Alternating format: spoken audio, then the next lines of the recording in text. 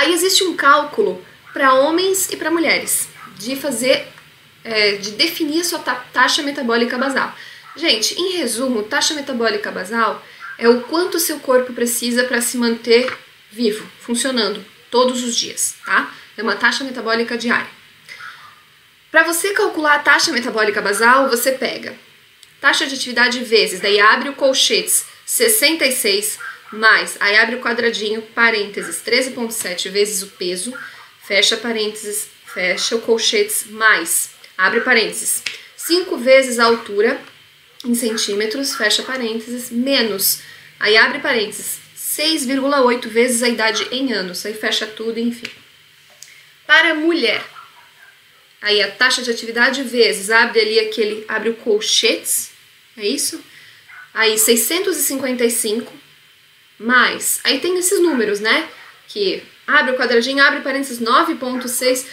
Esses números, gente, que, sabe assim, surgiram lá, não sei da onde. Ah, tá bom, foi analisado em pessoas e eles chegaram no número, foi. Tanto que existem alguns outros protocolos. Mas como é que eu vou usar uma coisa assim, esses números que não tem nada a ver? Não é que nem física, não é que nem matemática. É ciência, gente. Não faz sentido eu estar calculando a taxa metabólica basal de uma pessoa.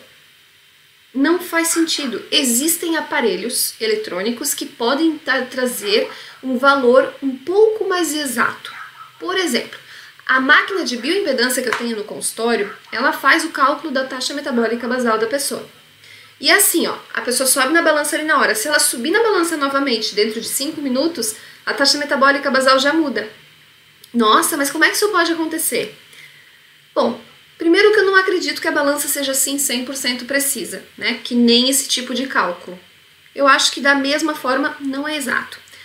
Mas ela com certeza tem uma precisão melhor, porque ela vai definir aquilo ali a partir da quantidade de tecido que a pessoa tem, tecido magro, tecido gordo e água, tá? Então, com base nisso, ela vai ter mais a idade, a altura, enfim, e gênero. Ela vai ter o cálculo, beleza, da mesma forma. Só que, gente, a nossa taxa metabólica basal, ela não é um número que a gente tem igual todos os dias, ele sofre variações e não é pouca variação, tá?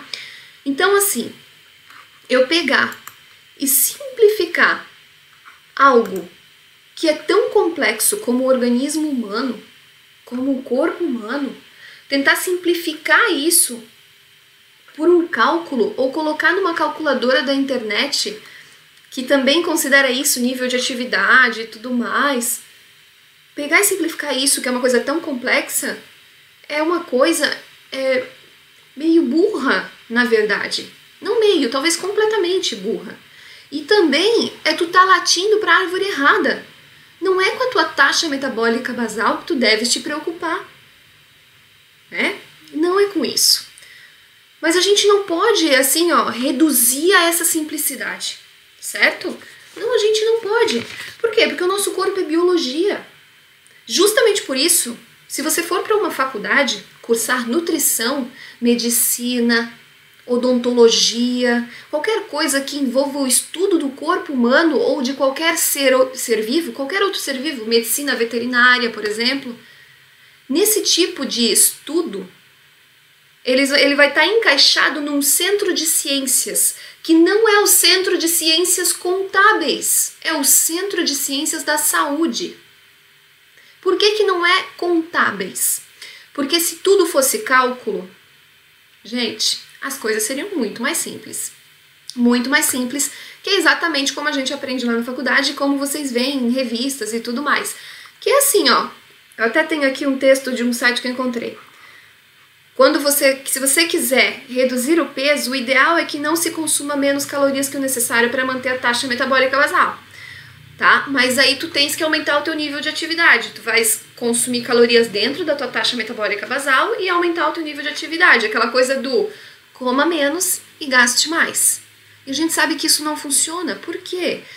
Porque o comer menos, ele só vai funcionar se a qualidade da tua alimentação estiver realmente muito boa. Senão você não consegue gastar melhor. Senão você não consegue produzir uma boa taxa metabólica basal.